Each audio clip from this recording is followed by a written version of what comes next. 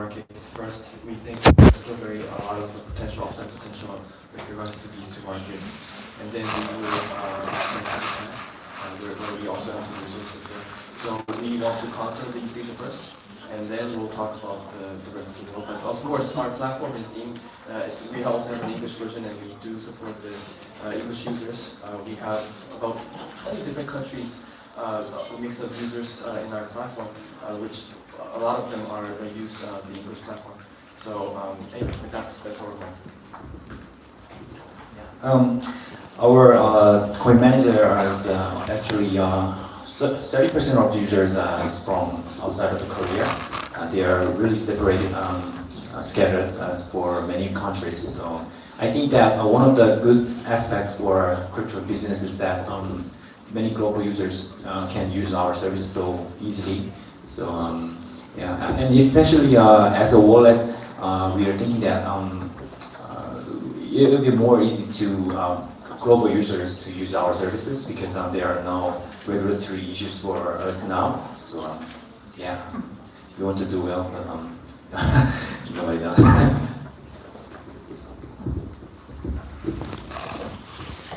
Thank you for your answers. And like a mentioned a little bit about the regulation. So it's a little bit boring topic, but it's still a very hot button. So especially in Japan, has very rigorous regulations. In Korea, we don't have a strict regulation yet, but still hard because we have very a positive regulation system. So. What do you think that the ideal structure on, or a degree of regulation to guide the market investors for you guys? Well, for us, Bitbox is basically a business running out from Singapore. However, Line is Japan, like everyone knows. Yes, we are in line, not a messenger line, but in line to get our license in Japan to launch our exchange. But yeah, it's supposed to be funny. But for Singapore and also Japan and some of the countries that are coming up with these regulations, I think it's extremely healthy. First of all, because it can weed out a lot of the other, some of the bad fraud players.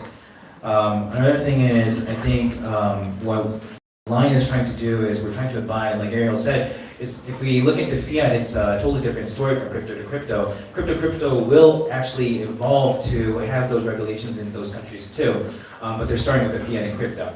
We're trying to abide by every single regulation that we're actually touching. I think it's two things. One is we really want to work with these regulatory parties to kind of form or create a better ecosystem. Another thing is I think a lot of flexibility, a bit of flexibility would also help because it's a new thing that actually is coming. I think it's a new technology, at the same time it's a new type of finance that can actually be even more greater than what already had exists. I think from a regulation perspective, I think I talked a little bit in my presentation. This is one of the things is clarity, guidance from a regulator to some extent is very actually important. The reason you see in Japan the market is fairly well developed. Same thing with Korea is all because the regulators stepped up, providing specific guidance into what good looks like. How to protect investors, how to protect consumers. This is actually, in my mind, is really the most critical aspects to broaden the adoption of the digital assets in a country where a lot of asset is held by institutional investors. Because for institutional investors, such as in the United States, UK, as well as part of the EU, it is really, they have their specific requirement stipulated from regulators. They have to find the guidance, the criteria in order to meet. Otherwise, they can't. For example, the mutual fund has to fulfill certain obligation, and they cannot easily accept a digital asset if the digital asset doesn't meet certain criteria. So this is where, in my mind, for any mature market, if you wanted to get a broader adoption for cryptocurrency, even down to Bitcoin, you really need the regulations guidance, the clarity. So when you're looking at it, this is where, for me, for a country like, especially the United States, we're definitely expecting the regulatory guidance. The timeline were not clear, but what we did is when we look at the business structure, business plan, we look at what happened in other, similar asset class, especially the equities world. We're looking at what happened in terms of the hands of regulator, how they putting a regulation in terms of revolutionize the trading system, in terms of providing that kind of transparency, as well as the market fairness. At the end of the day, it does actually broaden the acceptance and does help in, promote the flow. So for those, regulation in our mind is actually good, and where there are certain aspects of it, it's going to take some time. And the other thing is, when you have regulation, which I've dealt with in the last 18 years, the biggest challenge is harmonization. Meaning, when you look at the US, SEC requirement versus going up to UK FSA, then you're also looking at what Tokyo requires in Hong Kong. The challenge for, again, any global-based exchange is actually really to looking at how you're going to meet the requirement of all the regulatory markets. That's the biggest challenge. But from a regulation perspective, I actually think it's something we're anticipating, and I think overall, it is something should be healthy for the markets to give that confidence for the broader consumers as well as the much weighted institutional base. I think as an exchange based in Korea, we have more to complain than to appreciate about regulation. It's mostly because there isn't regulation. There 100% of what is seen to perceived as regulation is actually administrative measures that government proposes on the banks so that they could indirectly control and influence crypto exchanges in a way that is more restrictive. So that is actually a big complaint of many exchanges, including myself. And I was in the Congress last week and also the week before. So we talk a lot with politicians and congressmen about these topics. But what is frustrating is that every time I meet them and run into them again, the questions that I get from them over and over is the same, which is, why do you need coins and exchanges and not just blockchain? And it just gets really old, it's repetitive.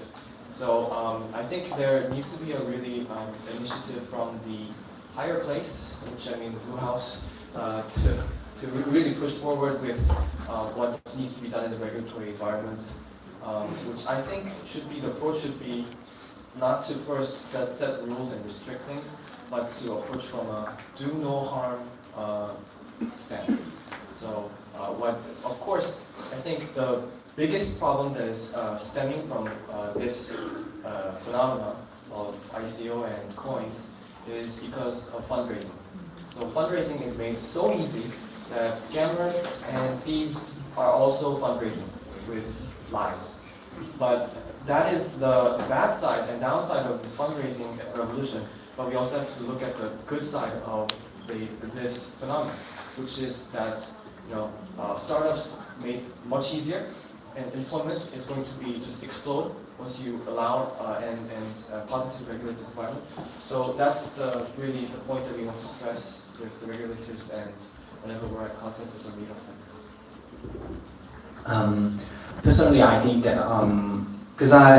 because I don't have any financial backings as a IT geek, I think that when I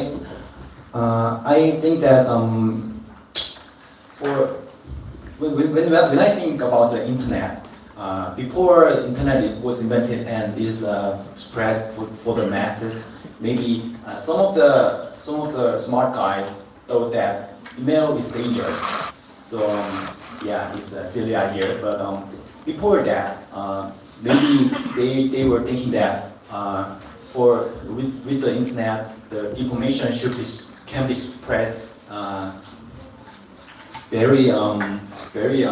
can be spread very dangerously. So but it was unbreakable. So I think that one of the reasons I work in this industry is that I